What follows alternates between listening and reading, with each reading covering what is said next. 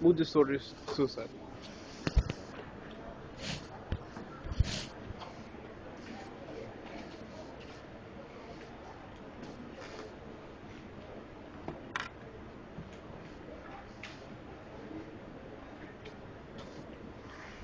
Like a heaven.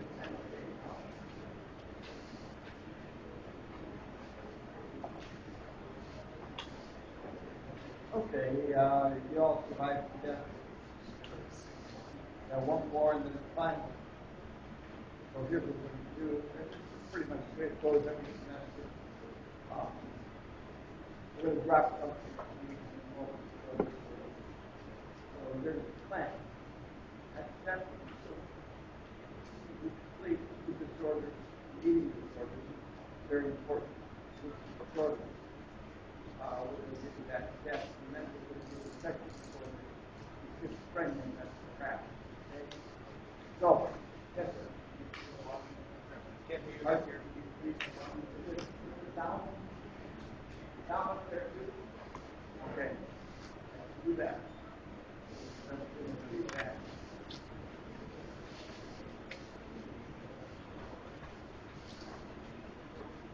Is that better? Louder?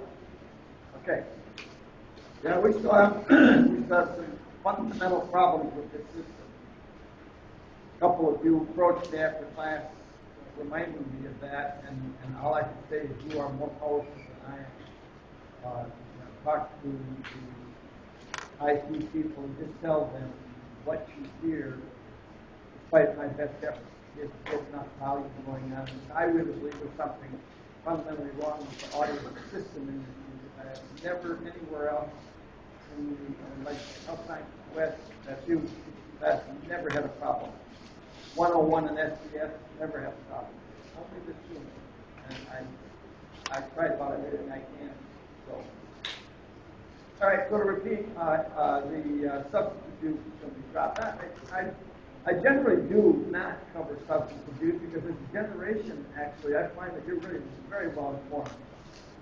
You've got a heavy dose of it in high school. You probably got a heavy dose of it in other social science or biological science courses. So you know what there is to know about drugs. So I'm going to dispose of one important element, though, that I would have mentioned had we covered it. That is very new and very not very controversial, but controversial enough. And I'm going to dispose of this in about 5 minutes, and then we're going to move on to mood disorders. And that is the issue of pot. You know, I mean, it's just a question of time. Maybe, I don't know if it's going to be, maybe even in my lifetime, there will probably be all 50 states will legalize pot by then. And like other drugs, like other legal drugs, it's not as safe, I think, as it is reported to be with respect to its interface with mental health, mental illness enterprise. Needless to say, I could spend most of the time in that substance abuse segment talking about alcohol. We all know how dangerous it is. We all know how it increases skin or other disorders. We all know how everyone, not everyone, many, what I would many say most males, use alcohol as self-medication. I mean, that whole list goes on and on and on and on about how dangerous a drug it is, not in and of itself, but because, and indeed, in moderation, we know that alcohol actually lengthens life, protects against heart disease. The trick is, how do you drink moderately? Most people do not learn how to do that and sustain that effort for a lifetime. Sooner or later, they're up in the dose to achieve the desired effect, and before you know it, they've got a huge problem. Okay. So, how does this relate to pot? Well, in the case of marijuana, here's what I would want to alert you all to, because you are a generation that is certainly more informed and perhaps more consuming than my generation was. And there is an emerging area of research in which marijuana use is one of those environmental factors, and indeed it is an environmental factor because you have to choose to ingest the substance, and it is one of those environmental factors that combines with vulnerabilities of a certain type. Just like alcohol, somebody's got impulse control problems, anger issues, sexual issues, and so forth. Alcohol has a very specific effect that can exacerbate the tendency to get in trouble under those circumstances. Pot appears to have a grease-the-skids effect on psychotic behavior. At my conference that I held in December, there was a lady who was there in attendance from California who was advocating simply for awareness that this is not a drug that is completely harmless. And in her case, her son was a heavy pot user as a teenager and eventually started showing symptoms of schizophrenia and showed it near the end of his teen years. She brought him to the mental health treatment enterprise, and they proceeded to drug him heavily. The long story short is that within a couple of years, he committed suicide. She saw the enhancing effect of the process. He may have had an impending schizophrenic disorder or not. That is to say, for any given individual, we may be strongly or weakly genetically loaded to take that sort of neurodevelopmental trajectory and end up with a schizophrenic disorder. But at the same time, there are things we can add to that mix and make sure it's going to happen. Very severe abuse will indeed do that. So a whole lot of very early stress loads more for schizophrenia emerging in early adulthood. I'm only saying, and the evidence is accumulating, that indeed heavy pot use appears to be one of those factors that if you're loaded for it at all, you're greasing the skid. Okay? I want you to know that because I think that's one of the, maybe few, I like to think many, but I probably only a few things that I would like to believe that you will carry out of this course and find some personal usefulness, not necessarily for yourself. I'm not suggesting you're the person here, but there are people around you certainly for whom this might be useful information. So that's the extent of my coverage of substance abuse.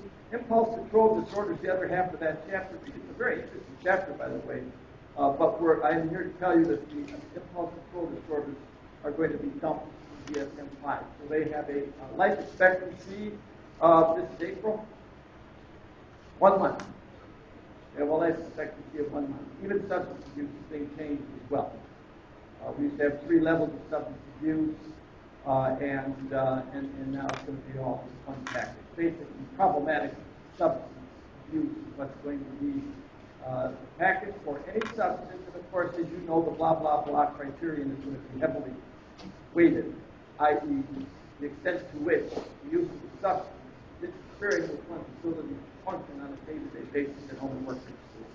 Yes, sir. Pardon? Say that again?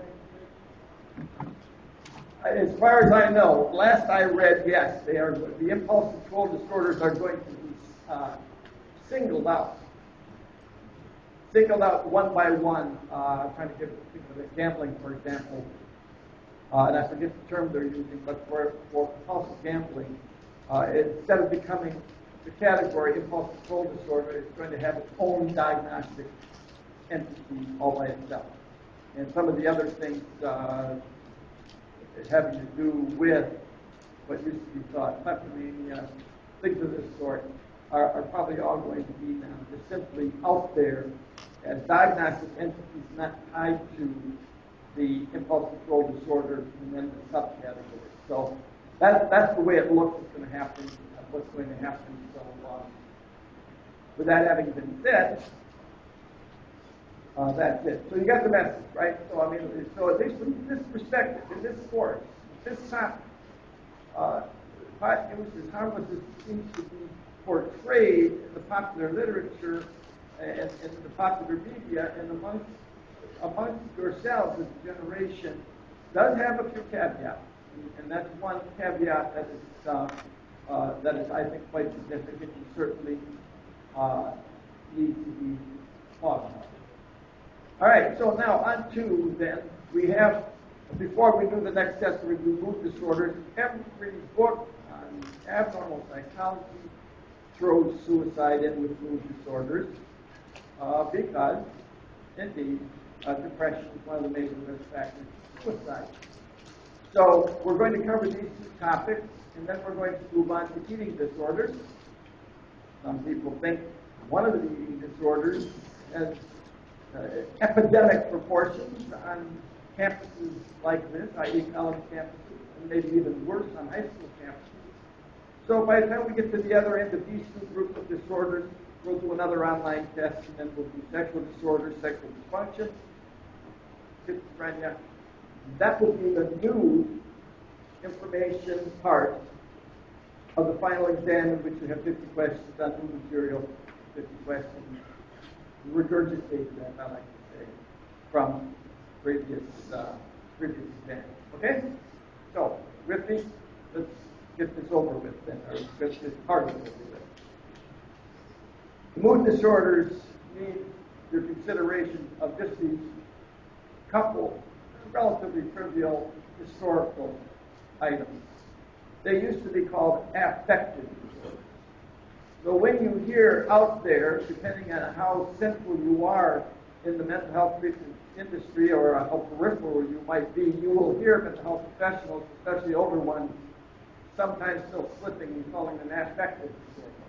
That's what they were for a long time until I believe DSM-4. They were changed to mood disorders, and I think rightfully so, for reasons that are revealed on the bottom of this page.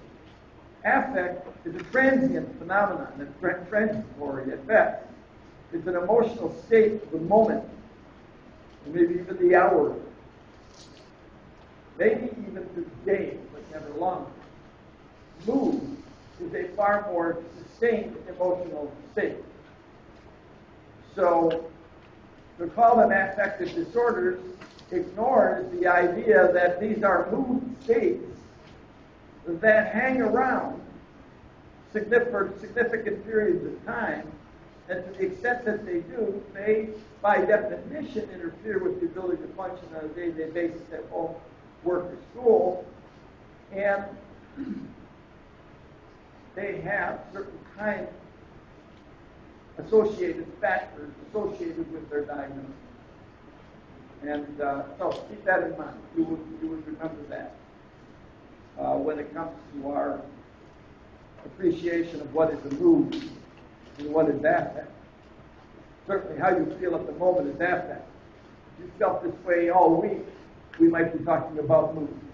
Okay? All right. All right, before we get into this whole, I've probably beaten this slide to death all along in the course. I have a great deal of difficulty with this issue, and I've thought about it for at least 40 years as a professional. I don't know when sad becomes depressed. We used to say depression is a universally experienced phenomenon, and it probably is. But in a way, we always have to default, as I'm saying here, to discuss sadness becoming depression. Sadness technically is referred to in the business as dysphoria, but the dysphoria becomes depression, the point at which it establishes the blah, blah, blah criteria. That is to say, at what point does sadness interfere with your ability to function on a day-to-day basis at home, at work, or at school? When and if it does, we now call it depression. Indeed, you'll hear another term out there when you get out in the real world called clinical depression. That's sometimes to say, well, everybody's depressed now and then. They may have good reasons to be depressed, but clinical depression is that level of depression, we're just kind of mixing words here now, it's that level of depression that in fact has that unfavorable impact on the ability to function, blah, blah, blah. Okay? So you'll hear people say, oh, he's clinically depressed. You know, what, he's only depressed when he's in the clinic? No, I mean, he is, the clinician is saying he is depressed. He's depressed because his life is problematic because of the frequency and duration of his sadness. Okay? Now, I probably said this before, and again, and again, and again. Depression is not what we wake up with in the morning like a fever. I could think of very few exceptions in the hundreds of people that I either evaluated or treated where depression was not precipitated by identifiable factors. And indeed, as I think about it, I cannot remember a factor that could not be interpreted as either some form of loss or disappointment. And I'll keep thinking about that, and if I think of other precipitants, I will let you know. Now, when I say loss, I mean generically loss. You can lose a job, you can lose a loved one. You can lose a loved one to that person going off and finding a different loved one, or you can lose a loved one to death. You will know, there's two I've already covered. It's one of those things that I don't mind covering more than once. In the special case of grief, things get very, very complicated because the grieving individual looks depressed. They have all the symptoms of what we use as criteria for clinical depression. But I, and many others in the mental health business, prefer that it be protected, not only from the fact that people need varying lengths of time to grieve over the loss of a loved one, but I find it insulting to the human condition, as many people do, to dictate to an individual how they manifest their grief and bereavement. These are very complicated issues. As long as you remember that, I think one day you'll find yourself in the mental health treatment enterprise thinking about these things, not just looking for criteria getting established on a given mood disorder and therefore characterizing someone as having that disorder, but thinking about how complicated indeed it can be. Now, with that having been said, major depression, 2 generations ago, was a relatively rare condition. And indeed, back in the day of my training, that's all we talked about was exogenous versus endogenous depression. And the people who were put back in the day on these very dangerous drugs called MAO inhibitors, monoamine oxidase inhibiting drugs, inhibited all of the aminergic neurotransmitters and had very dangerous potential side effects. They were refined somewhat with the tricyclic antidepressants. We'll talk about that in a little bit. And then, of course, the next generation is the infamous SSRI. Now, those drugs originally were designed for this relatively rare condition that we call endogenous, usually seen in menopausal females, hence referred to as involutional depression, which is the characterization, the old characterization of the involutional period of life in which menopause occurs. Very rarely encountered that one would sit with someone outside that set of circumstances and find them to be inexplicably depressed. Very rare to find that. The typical person, and as I just shared with you, I've thought about this for 40 years, I find it very difficult to remember a person who did not reveal what we used to call exogenous depression. Endogenous means that it looks to me like the source of depression is internal, endogenous. Exogenous obviously. Exogenous suggests that the sources of the depressed mood are likely to be external to the individual. Far and away, in my opinion, 99% of the people who present with what we call clinical depression have exogenous depression. There are reasons for them to be depressed. There may be even reasons for them to be suicidal. I have actually sat with people whose stories I heard, and of course, quietly in my own mind, I thought I'd be suicidal too if I was in that life. Because it was complete misery. Nothing was working. Nothing was going right. And if you've got the full 1 hour package of what the details were of that individual situation, you could empathize with how perhaps considering the end of life would occur to someone. With that having been said, thinking about not living anymore under depressing circumstances is a very common experience in humans. Many people in this room, I would dare say most people in this room, within the next 10 years, if not earlier, will have thought they're probably better off dead going through what they're going through at this point in time. It's a very human experience. It does not necessarily mean they are going to commit suicide. However, if they articulate that comment, it will be a measure of suicidality, and that will be considered a suicide beta. That would need to be construed as such if it were expressed in a clinical environment. Does that make sense? Okay, so I'm suggesting to you that a lot of these experiences are almost universal, but when they come to the attention of a mental health professional in the clinical environment, they will be pathologized. Indeed, grief will be pathologized if we're not careful. One of the issues about grief and depression that is so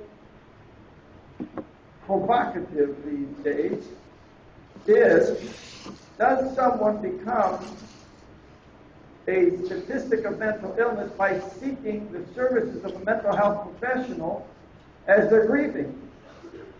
Now, I want to make sure you completely understand, there is nothing inappropriate about seeking the assistance of a mental health professional when one is grieving over the loss of a loved one. That is a very painful process for anyone to go through under most circumstances. But by definition, de facto, that does not make them mentally ill. They might be with a person who can help, but that person helping now, in the same way that they might be helping with depression using cognitive behavioral strategies, is not treating a disorder. They are doing what we call grief counseling. Problem is, mental health professionals do grief counseling. What doesn't happen? If it ain't mental illness, you aren't going to get paid unless it's out of the wallet of the individual who's seeking those services. So you see, that becomes problematic, and that's why many clinicians look for this option, what they call the bereavement exclusion option, where they can diagnose a major depression earlier and under circumstances of grieving so that the system can come to play to help the person on their behalf to afford that counseling. So, with that all being said, I think I've covered everything on this page. And I've already told you the story about Japan. Didn't I earlier in the course? When the SSRIs were marketed in America, stop me, I don't want to tell this story twice, even though it's one of my favorite stories. When the SSRIs were introduced into the market with heavy marketing money behind them, they, of course, wanted to market these drugs to anybody who could afford them. Americans are always at the top of that list. But there are other countries in the world that can afford these kinds of treatments, and indeed, the pharmaceutical companies often adjust market value based on the market's ability to pay that money, right? Well, of course, they wanted to market these in Japan. Japan's got some money too, don't they? The problem they had that at the time the SSRIs were introduced, Japanese did not have a word in their vocabulary for depression. That's a problem. How can you market an antidepressant to a population of people who don't even have the word depression in their vocabulary? Clearly, this is a cross-cultural issue that makes the interesting things about differences in cultures. How the issue of what you know of as depressed food is handled, and even suicide. The orientation to suicide in Japan is very different from what it is here. Well, at least it was very different. As you know, I mean, they play baseball in Japan. They didn't invent that sport. You know where they got it. Okay, so they've been westernized like many globalization phenomena that are occurring now that the world is in such good communication with each other, all these countries. So, okay, so what did drug companies do about this? They hired top anthropologists in the world, flew them first class to Tokyo, closed the doors, let no press in, sat around a conference table and brainstormed this thing all week. Try to figure out how to solve this little problem in which they were going to introduce antidepressants into a population that had no word for depression. Long story short, after all of that brainstorming with the top minds in anthropology, they started a campaign of trials introducing Japan to what was going on in the United States. These trials had already been done in the United States, but they had no way of advertising. By the way, you can't advertise drugs in Japan like you can here. So they had to get real clever. And the way they got clever was to employ entertainment names, big names, movie stars, athletes, who would volunteer to do studies on these antidepressant medications. And as they introduced the new terms to describe depression for the Japanese population, eventually, with a lot of hard work, they created a new word that is now prevalent in Japan. Translation, common cold of the soul. Absolutely brilliant, isn't it? That is using academics at their absolute best. In the same way that we use physics to create a nuclear weapon. I think it is brilliant indeed, but there's something sinister about that. If I were an anthropologist, I'd be livid. You know what anthropologists feel about invading cultures and changing the culture to westernize it? They see it as a form of conceptual rape, that culture. So anyhow, okay, so we know then that the idea of depression is as universal as it seems to be in this culture, all cultures, if you will, of the US of A, not seen that way elsewhere, necessarily. Okay, so you can see that where we're going with this now then. Now that you understand that this is muddy water when we talk about depression and what it is and where sadness and depression begin and why this exact same look of a thing we call grief when it looks and feels and tastes just like depression. With all that as the background, we're going to give you here what I characterize in my title on this slide as an oversimplification, and indeed it is. When you get to graduate school, you take psychopathology or whatever course that you'll be taking dependent on your discipline, you will understand it's more complicated than this. So I want to put this in testable material where conceptually it's not necessarily inaccurate, it's just oversimplified. So, these mood disorders then present themselves in terms of their polarity and the level of impairment. And the polarity is often referred to as either a unipolar presentation or a bipolar presentation. And here's where I'm going to oversimplify. So if you read deeply into this, for example, if you have the DSM-4 TRs, you've looked at the vast number of specifiers that can change all of this, you'll see that this is an oversimplification. Nonetheless, unipolar, in a sense, refers to which end of the continuum the presentation is at.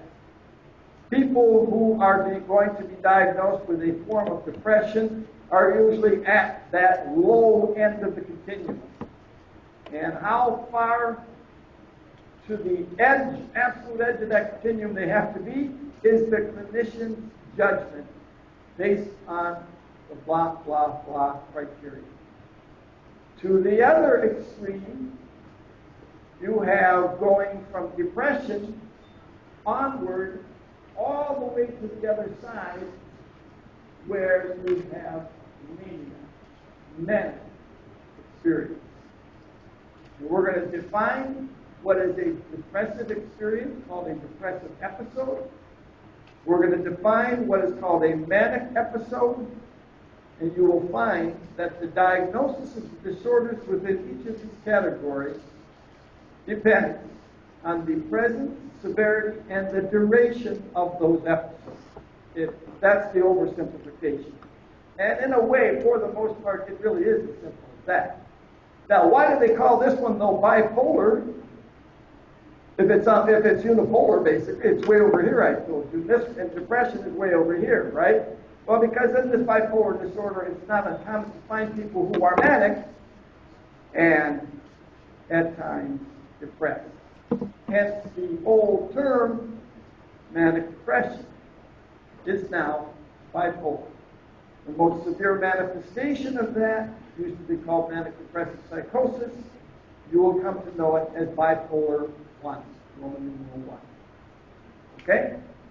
So as you can see, this is starting to stack up already. Mild unipolar impairment, and unipolar being always referring to depression, is going to become a dysthymic disorder. And a dysthymic disorder is milder levels of depression, less severe impact on the ability to function, but you're going to find that it's longer in duration, more chronic, if you will. Severe impairment caused by depressed mood will be called major depressive disorder. On the bipolar side, mild level of impairment will be called cyclothymic disorder. So cyclothymic disorder is the dysthymic disorder, as bipolar 1 and 2 are manic depressive disorder. You can expect that analogy or some version of it on the next test, by the way. I got to start filling out some test questions waiting to happen since we're winding this thing down here. So in level of impairment, you're going to find that there's a bipolar 2 and a bipolar 1. Bipolar 2 is slightly less impairing than bipolar 1. Bipolar 1 substituting, if you will, for the older term, manic depressive psychosis. And where did psychopathology start? Started with Kraepelin. Remember Kraepelin? Differentially diagnosing dementia praecox, now known as schizophrenia, from manic depressive psychosis. Here it is, bipolar 1. At that time, we had 2 entries in the DSM, 2 disorders. Today we have, how many? That's 15? 400. Okay. All right, so here, let's just look at this. It's just enough to understand. I mean, this really is not rocket science. This is really pretty straightforward stuff. These mood disorders are defined by the presence of recurrent episodes of either depressed mood or manic mood.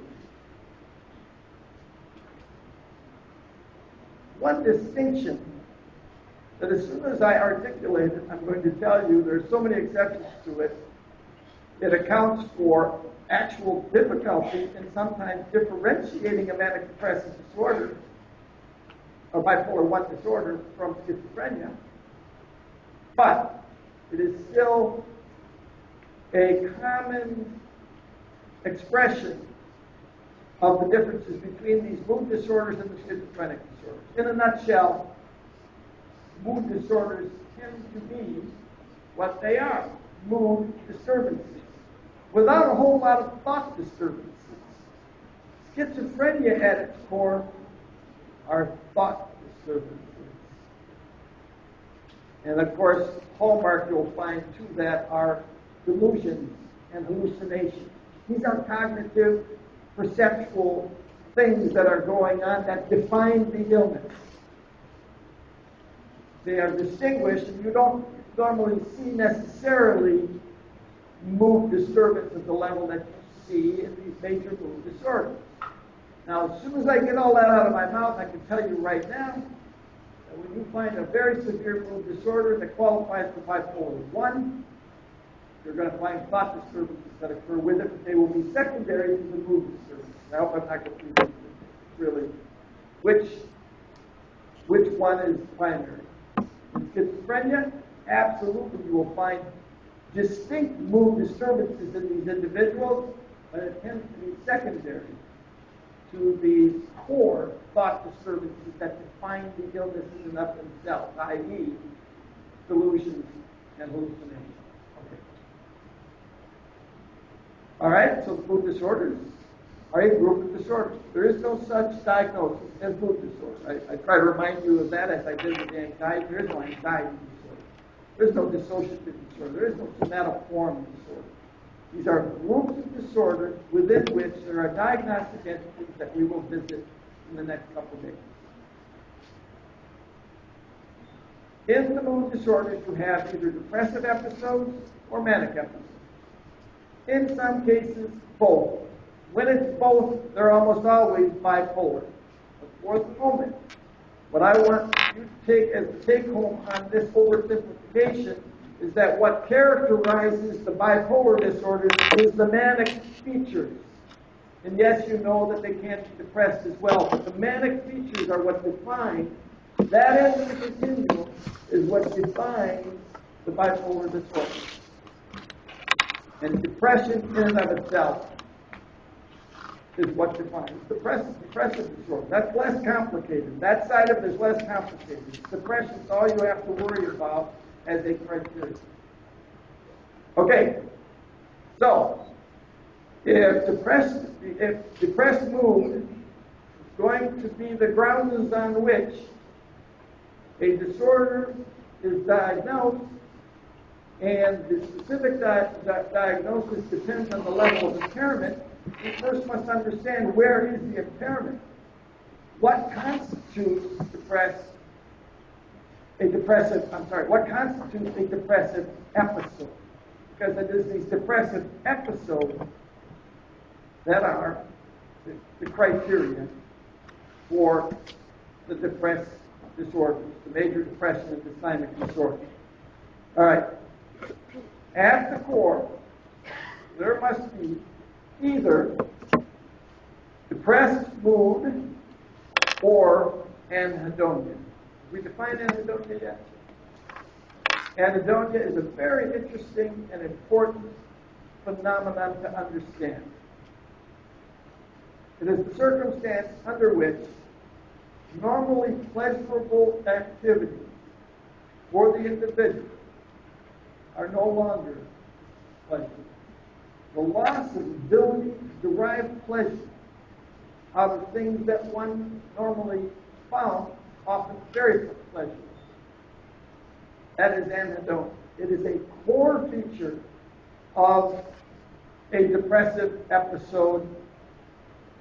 It can be the standalone core feature that defines depressive episode. But more often than not, it is depressed mood or dysphoria. Sadness. I hesitate to use the word sadness because we don't want to pathologize sadness. But it is that dysphoric feeling that occurs either with or without anhedonia. But either one on its own can establish the core criteria for a depressive episode. And 5 or more of the following. Now, when we say 5 or more of the following, we're looking at the more severe version of a depressive disorder, and that is major depression, major depressive disorder. There is, and I want you to be mindful, and the book I think helps you with this as well, of the wording. Appetite or weight disturbance. Notice it didn't say loss of appetite and or weight, does it? Why? Some people gain weight. Some people try to eat their way out of a depression, and indeed will gain weight. So it is the disturbance itself in appetite and or weight that is one of the secondary manifestations of a depressive episode. Sleep disturbance, either hypersomnia or insomnia. In the anxiety disorders, I pointed out in a very careful way, because I think this is one of those where there's so many exceptions. Sleep maintenance insomnia tends to be more associated with depression. Sleep onset insomnia tends to be more associated with anxiety disorder. I'll probably have that on the test just for the sake of it being an easy test question. But do remember there are many, many exceptions to that. So what is sleep maintenance? Sleep maintenance is no trouble falling asleep within a half hour. That's 30 minutes is usually the criterion that's employed. But one wakes up within an hour or 2 hours or 3 hours with the inability to re-achieve sleep and sleep maintenance. Psychomotor retardation and agitation, or agitation, sometimes and, because there can be periods of psychomotor retardation. What is psychomotor retardation? Sitting in the chair staring at the wall for 2 hours. That person would be clearly considered expressing psychomotor retardation. Agitation, can't sit down, pacing. Looks like an anxiety symptom, but when it is triggered by mood, we consider it a depressive symptom. Fatigue, loss of energy, feelings of worthlessness, guilt. Guilt is a phenomenon that feeds many disorders within the anxiety and mood category.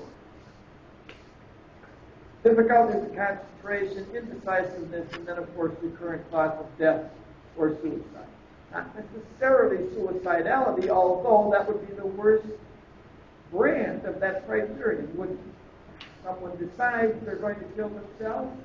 Clearly, that is recurrent thoughts of death or suicide kind of cancer. There's some rule-outs.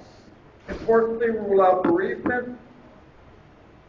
There's some statistics here. I won't read them to you. You can take a look at it. I would think the one that has the most substance has to do with the suicidality. If someone, in the midst of their grief, wishes to join the person they've lost by killing themselves, I don't know of many, notice I didn't say any, I don't know of many mental health professionals who wouldn't pathologize that. There are some rare circumstances where, because of the length of the relationship and the symbiosis of the partnered individuals, that as we visited in the chapter on psychosomatic disorders, one dies, the other one follows. Arguably, that is sometimes a form of suicide if one stops caring for oneself and living. In context of a 65-year marriage, it is often, I even feel some difficulty pathologizing that, and indeed there are probably some authors in different disciplines who might even glamorize that as a very romantic and very deep expression of love. In the mental health clinic, there are no exceptions. If that grieving individual is suicidal, that will become major depression. Now, when I trained back in the day, I think I already told you this, we didn't touch grief. unless it had been in place for 1 year. If a person was still breathing 1 year later and it was adversely affecting their ability to function, we would examine it as a potential mental health issue and consider moving it into one of the mood disorders. As you probably heard me say earlier, this was moved back to, I think, 6 months at some point along the way. DSM-5 has moved it back to 2 weeks. So everyone can be evaluated now after this 15th day of grieving as to whether or not their grief would constitute a mental illness. Those of us who are less likely to pathologize, I think I told you, Joanne Cacciatore, one of the leaders in this area, and I have been talking about picketing the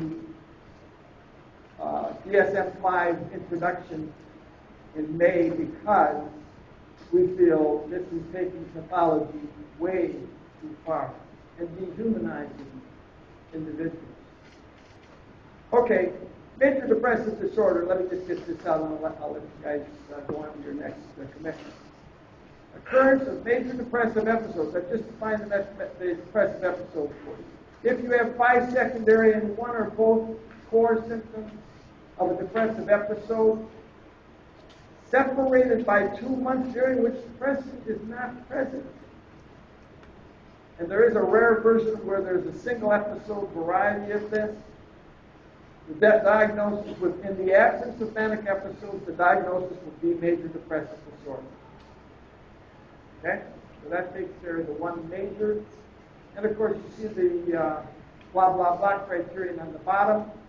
The minor version of this is dysthymic disorder, but you must remember, i.e. test question waiting to happen, that the difference here is less severity but more chronicity. Notice, more chronic but less severe, persistent depressed mood lasting for 2 years, with no more than 2 months of relief along the way.